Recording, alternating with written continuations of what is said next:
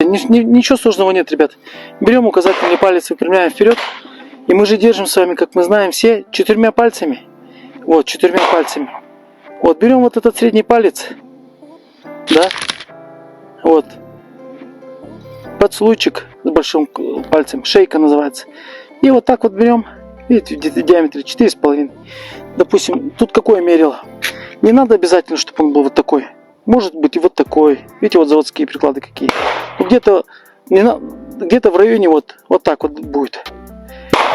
Но это не 80, понимаете, и не 90. Это вот в этих категориях лежит.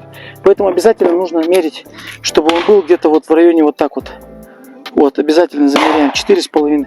Здесь вот в прикладе, вот в пистолетном, вот это у нас без стопера приклад. Без стопер.